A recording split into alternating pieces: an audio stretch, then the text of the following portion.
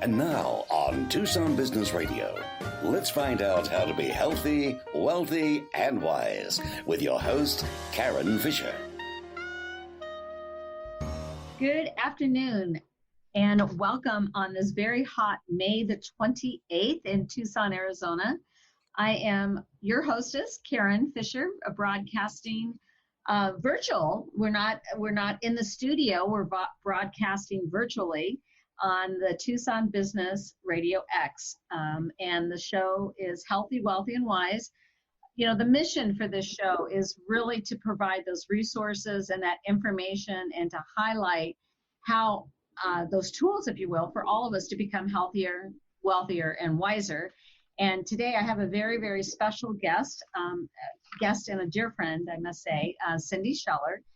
Cindy Scheller is truly considered one of the foremost in all of Pima County healthcare experts. And she has actually, in terms of her experience over the past 25 years, she's worked both in the hospital system, assisted living, memory care, hospice. She also happens, she herself, from an energy work standpoint, happens to be a Reiki master, and she's done a lot of public speaking. She's actually very good at it. She's also emceed the Pima Council on Aging Gala, which, 86 million people were there as far as information.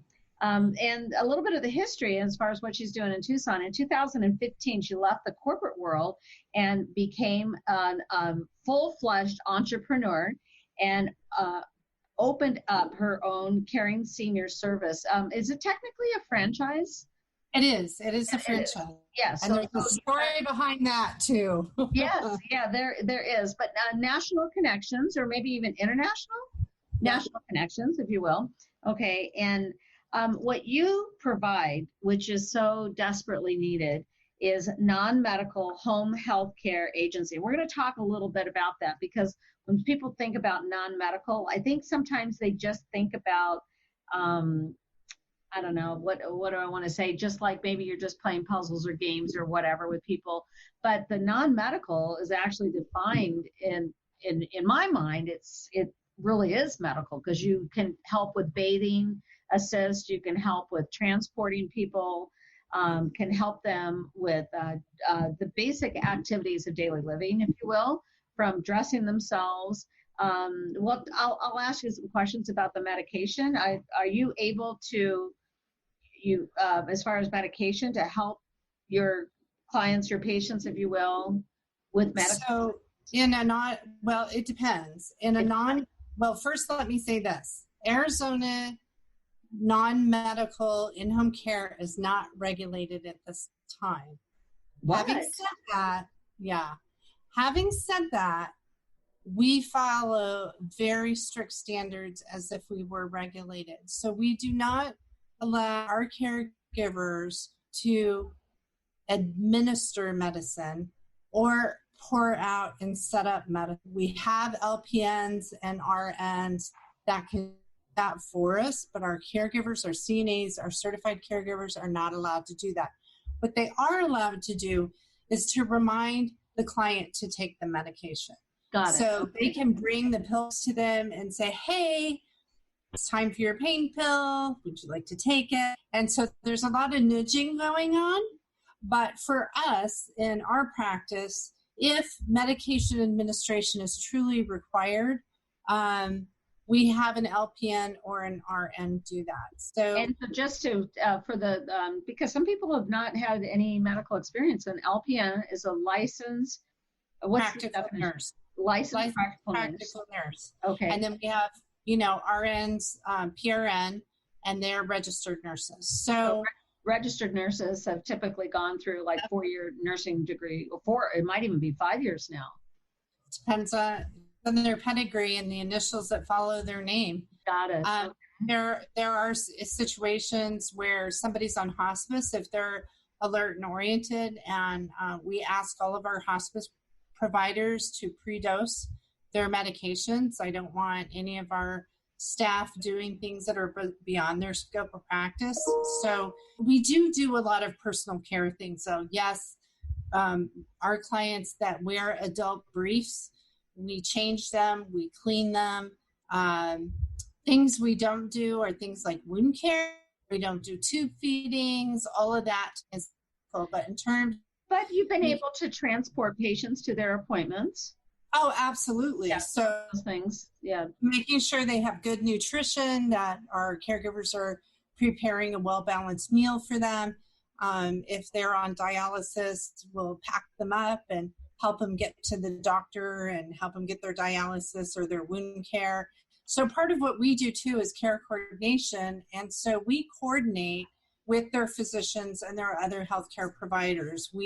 If we see a client that's having a gait issue, meaning their walk, the way they walk is off, maybe they're a little off balance, we'll call their primary care physician and say, hey, Mr. Smith could really use a physical therapy evaluation, an RN evaluation, an OT, occupational therapy evaluation. So part of our promise is that we coordinate that care. So we are in constant contact with the families, their physicians, and other medical providers. We're that link to make sure that they get the proper health care.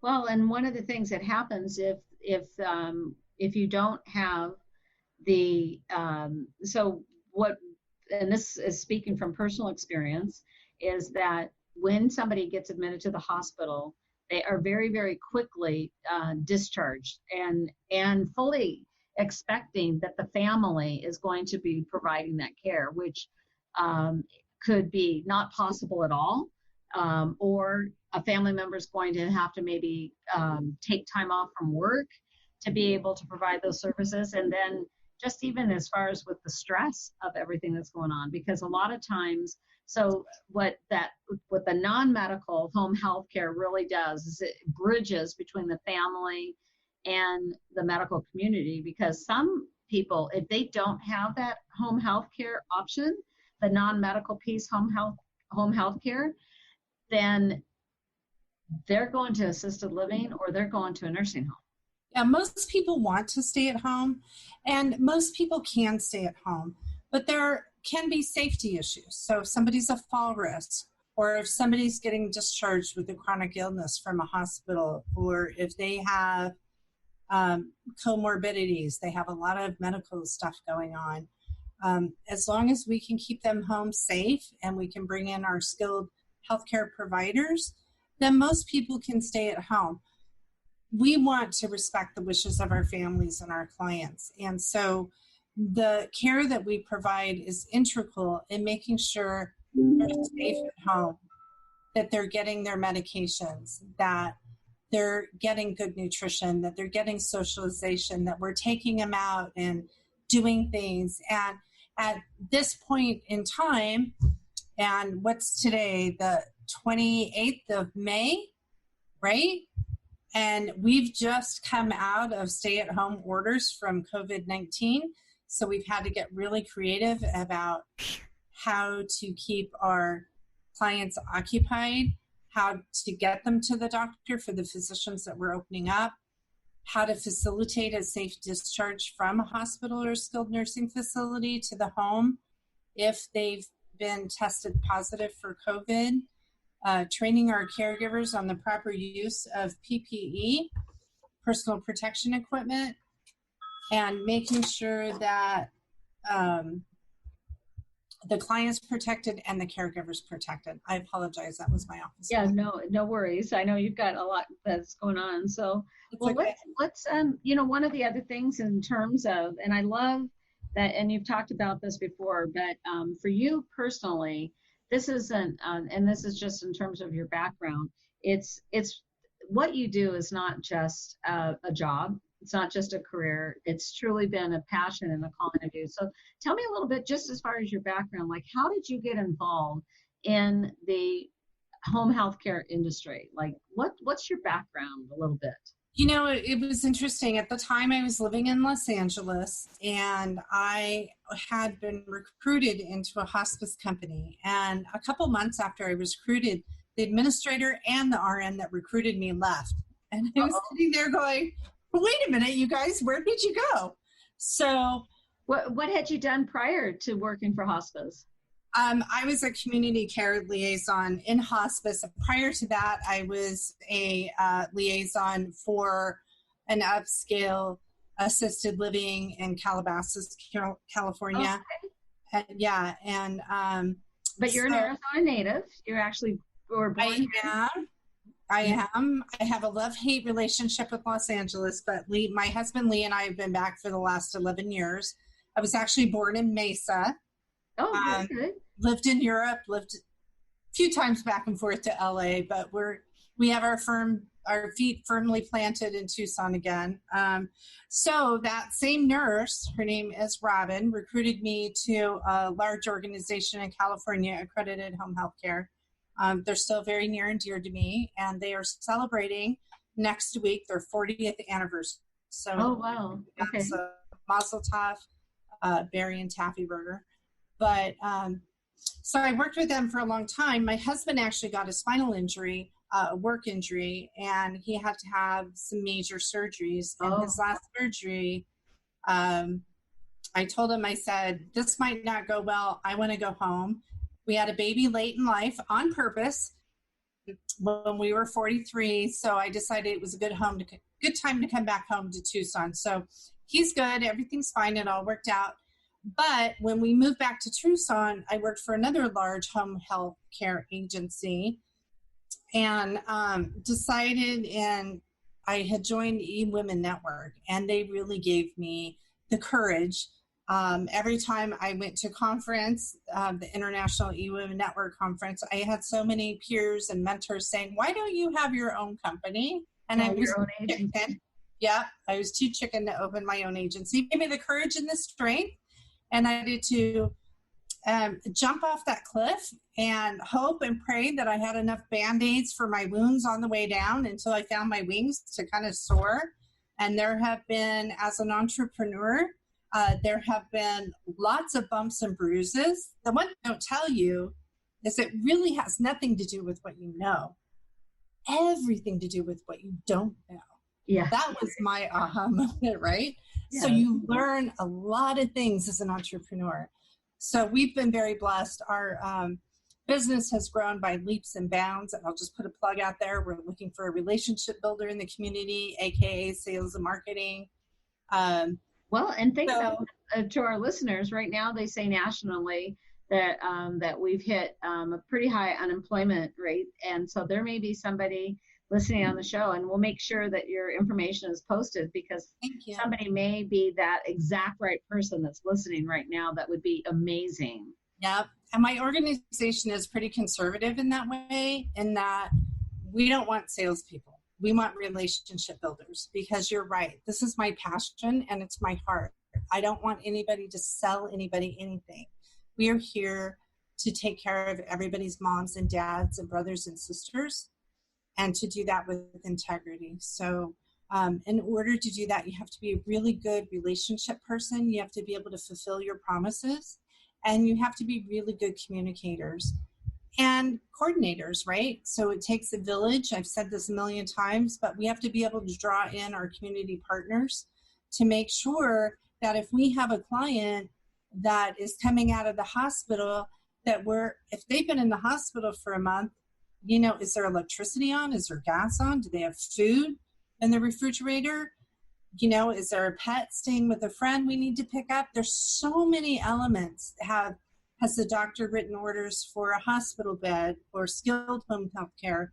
So there's so many factors that come into play when somebody's discharging from the hospital. And you're right, families need help coordinating all of those moving pieces. If you look at a highway in a major city, that's kind of what it looks like when you're coming out of the hospital. If you can imagine the cars coming on the ramp, going off the ramp, it's a little bit of chaos at first. And we help them through that chaos and get them to the other side. Well, and it is truly chaos. Speaking from personal experience, and first and foremost, I just want to thank you again for, we've known each other for a number of years. I'm trying to think. I mean, it's dating back to probably 2013, maybe 2012, a long time.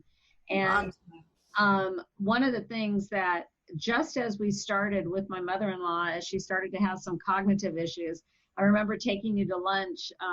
This is years ago, and just saying, I don't know what I'm in for completely, but I know I'm going to need help. And what are the resources? And I can just remember you at that time.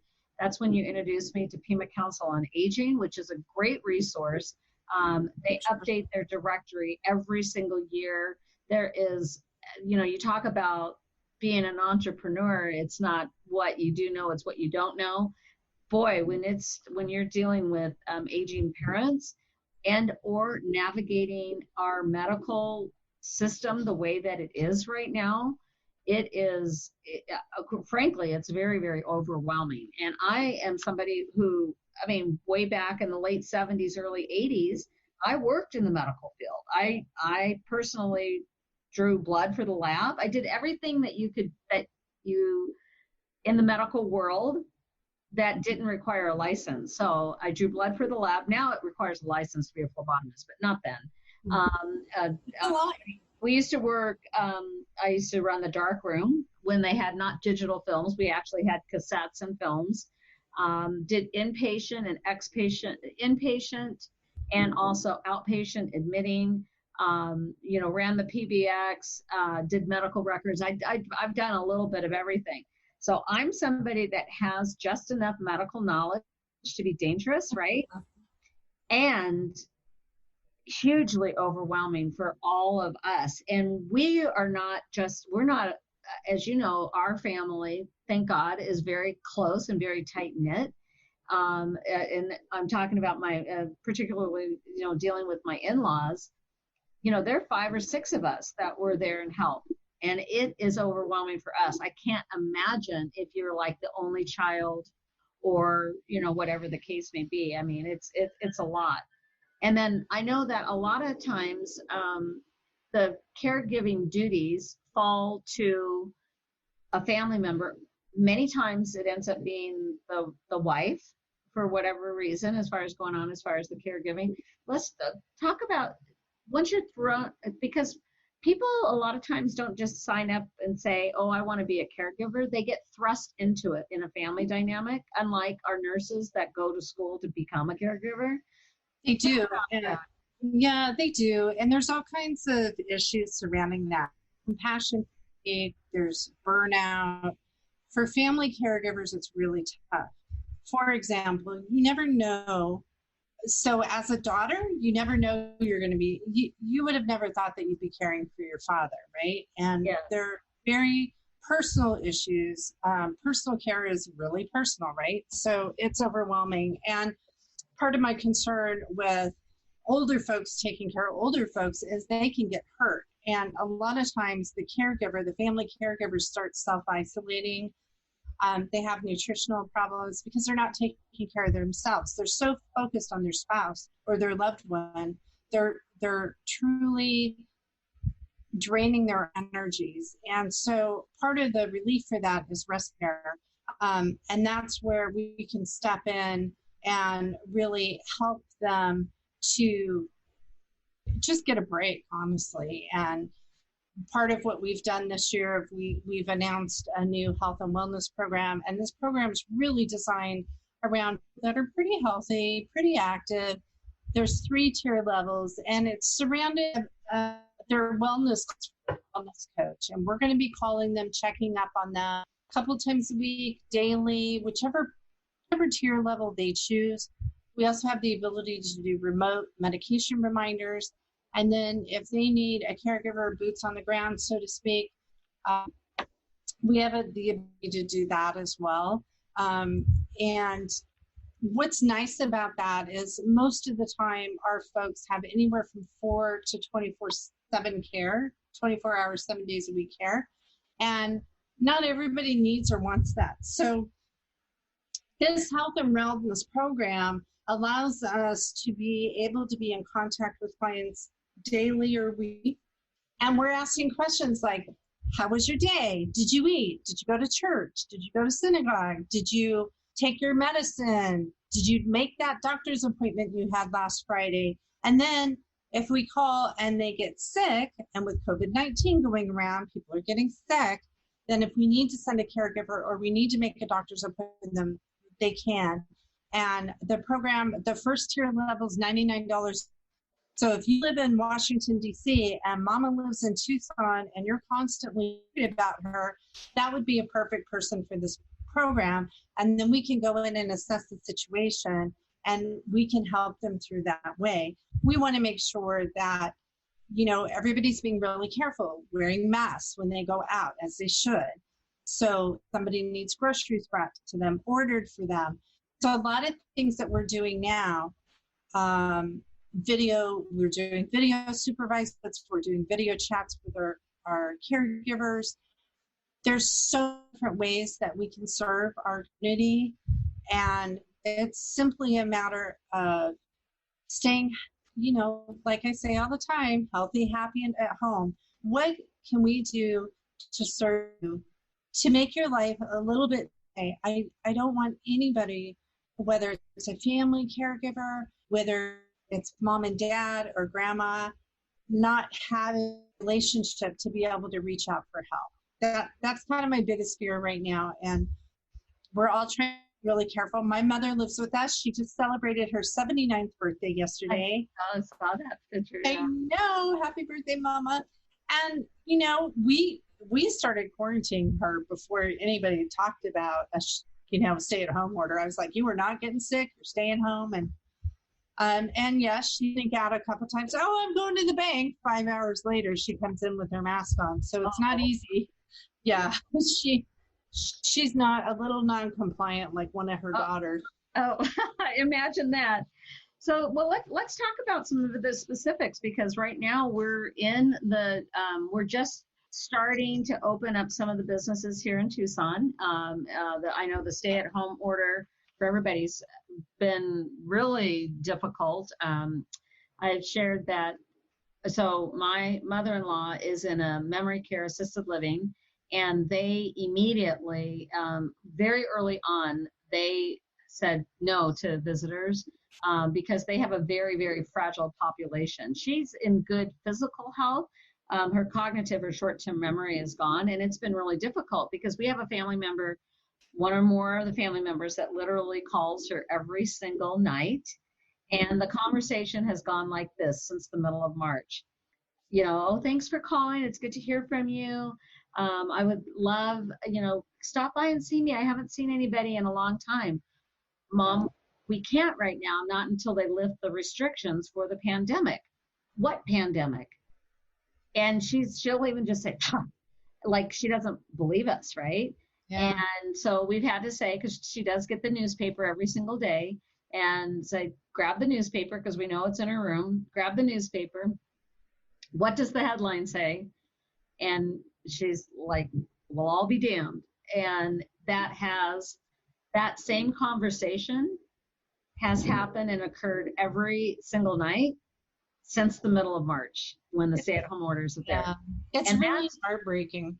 Yes, and that's with us as far as that. So let's talk about some of the things that are happening, because from what I understand, you have actually you've been serving patients that they themselves were diagnosed with COVID-19, and then at the same time you're having to protect everybody from getting COVID-19. Tell me a little bit about how you're managing that. So now we have it where we want it. Initially, when all of this, became a recognized problem, it was really difficult to get personal protection equipment, because the bigger cities, the denser cities, the bigger cities like New York, really needed that stuff. And it was almost impossible to get medical supplies. And not only that, I think I paid $5,000 the first, couple of weeks that this happened, just on personal protection equipment, because $5,000. Yeah. Because the prices are inflated. You're using a lot more of it, because you're not just doing universal precautions now. Now you're doing every client, every shift, every hour of the day. So you're going through much, much more personal protection equipment. So there is an organization in town. They're as sweet as they can be. The name is Mending Souls, and they donated masks to our caregivers. We have N95 masks. We have surgical masks, we have isolation gowns, we have shoe covers, we have face shields, we have everything that they need. But the first couple of weeks, it was really hard to source the stuff. It took everybody a little while to figure it out, including, it was really hard in Tucson because my connections have contracts to hospitals. So they were trying to serve the hospitals first. And I had to explain, my clients my caregivers aren't making tea and crumpets all day. We have very medically fragile clients, and that's our niche market for my company. I don't even think we have a companion case. All of our clients have medical needs, physical needs, and so many of them cannot live at home alone. So it was difficult. It's difficult watching the medical professionals lose patients. My personal opinion, it's just my personal opinion, is that everybody should wear masks.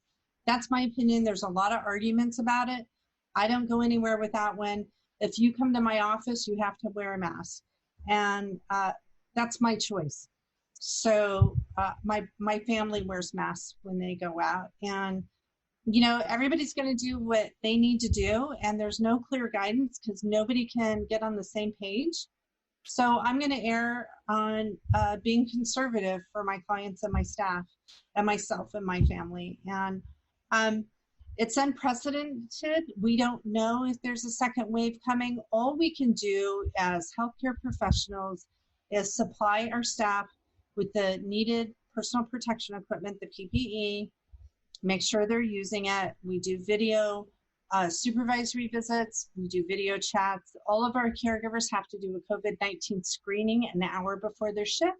If they fail the screening, they don't go to that case and the case is restaffed and they're quarantined. So we've tried to be very, very cautious. We don't want anybody getting sick. And, we've been lucky in Tucson. We haven't been hit as hard as the denser populated areas, and I'm hoping we won't be. So, well, and then one of the things that you had as a connection, from what I understand, that you've got a family member, I think it's Lee's uncle, that he was in what? New Jersey. New Jersey. Yeah, his uncle is a professor. He lives in Teaneck, New Jersey, and his wife is bedbound, and he didn't have any masks. And this was at the height of me trying to source enough masks for my staff. And so I called another caring senior service owner in New Jersey. I called Chris and I said, Lee's uncle's there. And he said, anything you need. He personally took Uncle Billy a box of masks and a box of gloves. And I said, how much do I owe you? He said, nothing. I'm not taking your money. And he personally took that and put it on Uncle Billy's doorstep. And these acts of kindness are so important right now. People need to be kind to each other and help each other. I have a family friend, and she's been battling COVID-19 for a month, and they have 2 little kids. And is she in the hospital, or is she? She's not. She's at home. Oh, thank God. Her foster baby spiked his fever, and I said, "What do you need?" And so I drove over Pedialyte and dropped it off at the front door, and a little play toy for the little girl. And it's tough because you're asking caregivers to go into these homes, and we are not forcing them to work with COVID-19 patients. They can choose to or not to. We support them either way. So if we can't serve somebody, we always give another resource, regardless of whether it's plumbing. If we're not a good fit for them, we'll give them another agency that we know, like, and trust. So it could be mortgages, it could be a loan. We have lots of vetted resources. So we just appreciate our community. We love you guys. Everybody's been really good to us. And anytime I can help anybody, please pick up the phone and call me. I will give you my advice. If I don't know the answers, I will give you the phone number to somebody who does. Well, and you are just an amazing resource as far as things that are happening. But on a personal basis, that's the other side of it is your business has been just growing by leaps and bounds. I mean, just huge. What has been your greatest challenge as you've experienced this basically exponential growth? Goodness, we always have recruiting people is always a challenge, having enough caregivers. And so we try to recruit all the time. So you're hiring now? So always hiring. Always. Hiring now. Yeah. CNA, certified caregivers, home health aides. The other thing is, I think the other challenge with growth is that you always want to give the same level of service that you promised. And so making sure we do that so we don't grow too hard and too fast. I never want that to fail.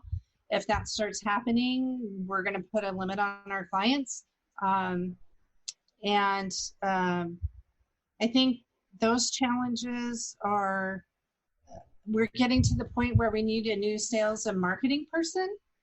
So we will be hiring a relationship builder. We want somebody with integrity. We're pretty conservative in our practice in terms of how you market. We don't sell to anybody. We just build relationships and we serve. So, if somebody's out there, you have sales and marketing experience with a relationship building foundation, would love to talk to you. We're gonna, there's gonna be an ad posted on Indeed today or maybe tomorrow. And we're looking forward. We know there's a lot of people out of work. So I'm hoping that somebody can find the right home with us and have the same passion for service that we do. There's something that we say in my office all the time, and that is you have to have a servant heart to do what we do. Yeah, you definitely do. You definitely do. And I, being thrust, some of it, not just the day-to-day caregiving stuff, but just navigating the process through in the insurance and the doctors and just all of this stuff. It's just absolutely, it's truly overwhelming. The other thing that's happening right now is that you guys aren't just serving seniors. You've got, so tell me a little bit more about that, because the company's name is Caring Senior Service. So yeah, COVID-19 has forced everybody to, I'm kind of getting tired of the term, but we truly have had to pivot and in order to serve our community. And some of that pivoting has included respite care in terms of watching kids and coloring with them and playing with them games while mommy or daddy takes a break, a much needed break, because kids are out of school and mommy and daddy aren't used to having them 24/7. And maybe one of the parents are sick. So doing that, we're also, we are not providing personal care to children. We are providing respite care for parents. So if we can help with that, we typically refer to choice options because they're a nanny agency. However, if our client, people are quarantining together. So if grandma and grandpa are in the home and they've got a couple grandkids there together, we're not going to ignore the grandkids. So it's just been a shift in how we're making everybody happy. So young adults, 18 or older, that have a need, we're fine with.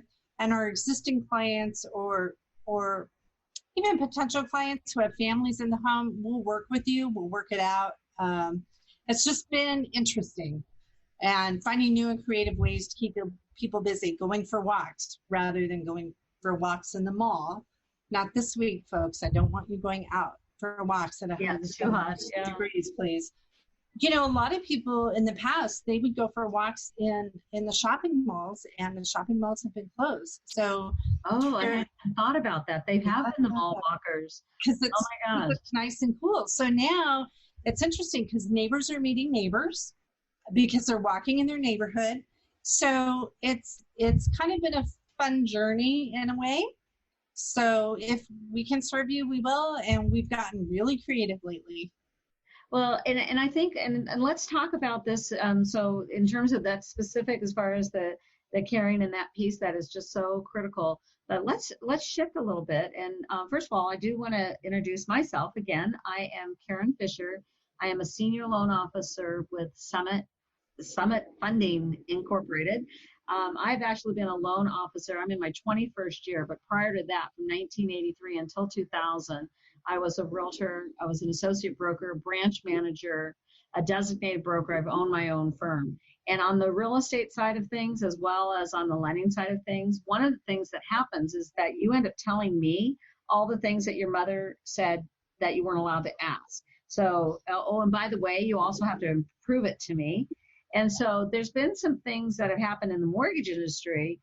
First of all, the interest rates are record low, and there's more regulation on top of everything. So we've been having some very interesting issues. I normally meet my clients. I would meet my clients face to face. That's the way that I'm by referral. Over 90% of my clients do come to me from a referral source, from either realtors or financial planners, estate planning attorneys, divorce attorneys. I mean, there's a lot of stuff going on right now. So, but let's talk about, because we both own businesses and the way that looks. Let's talk about, because I'm a business within a business and you are a franchise owner. You've got going on in terms of the employees, like how are your employees handling the stress? I've got teammates that some of them are fine and some of them are really not doing well. It's like the gamut. It's kind of like, the jokes out there on YouTube, the woman has a cold and the man has a cold. Oh, okay. Yes. Go ahead. So healthcare workers are the women that have a cold and everybody else are the men that have colds, right? Oh, got it. So most healthcare workers, they're like, I admitted a patient that had C. diff, which is an infection, and we needed isolation gowns. And I was asking around for extra supplies, and everybody's like, C. diff, no big deal, And I'm like, well, I still got to protect them. So, healthcare workers are troopers. You've seen the stories, they go to work, they know they're probably going to get sick, and some of them knew they were going to die. So our caregivers, they don't do it for the money, right? They do it because they love what they do. And just a plug for Karen, y'all, she did my refinance, and under 30 days, it was wonderful, great experience. She did my original loan, my original mortgage, and now she's working on my refinance because the rates are so low. So I thank you, Cindy. With all my heart, endorse Karen and Summit Funding. Thank you very much. As a business owner, what are some of the you've got some people that they claimed unemployment. They're still claiming unemployment because of nervousness or being afraid.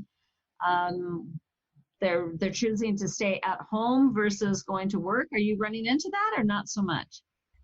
We've had a few unemployment claims. We've only actually had 2 caregivers who have opted to stay at home, even though they had full-time schedules. Got it. If they get unemployment, it probably won't be through our organization. So we've been really fortunate, and that has not impacted us as much truly as I thought it would. Well, what's happened with us, so our corporate headquarters are based out of Sacramento, and there was a stay-at-home order that was issued I believe it was in March for the state of California, and it was incredible that we were able to move, so keep in mind, you've got your spring buying season, which is busy to begin with, then the interest rates are dropped to this historic low rate. And then on top of it, oh, by the way, we want everybody to work from home. And our IT department, I mean, they deserve an absolute medal. They moved 80% and keep in mind, we're one of the top 30 mortgage banks in the United States. We're big, okay, as far as our numbers. They moved 80% of our workforce home in 4 days, 25%, 25%, like unbelievable. And we were having a conversation with the owner of Summit Funding, the owner and founder, my dear friend Todd Screama.